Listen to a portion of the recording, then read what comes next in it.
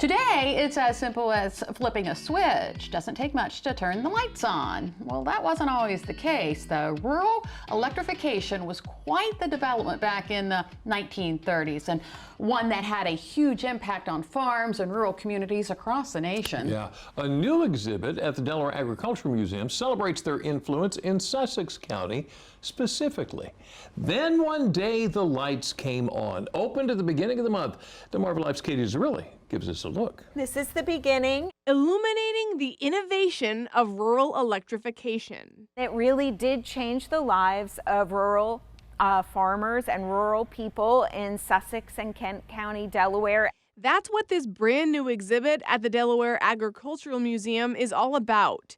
Then one day the lights came on, opened earlier this month. And it traces the Delaware Electric Cooperative's formation into the present day. Big-time beneficiaries of electricity, those in agriculture. There was this effort to uplift farmers out of the Depression and to use science and technology to transform agriculture into a profitable business. Heidi pulled Karen Carney and her team at Art of Area Design into the project to put it together. Over here is a book from the Delaware Electric Cooperative from when they incorporated in the 1930s.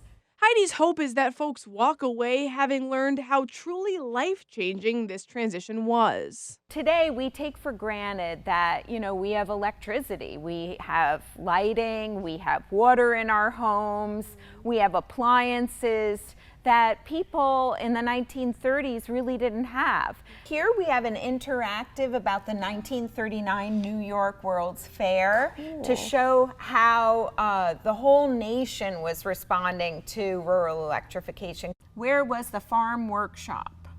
And it lights up. As you can see, this exhibit is as engaging as it is educational. We look at the impact of two major storms, Hurricane Hazel in 1954, and then a few years later in 1962, there was a nor'easter. And then there was the significance of the Second World War. People weren't able to use the new appliances, the new electric appliances and motors in their home because everything was being directed towards the war effort. And then we make our way to present day. So Delaware Electric Cooperative, many of your viewers are members of the cooperative.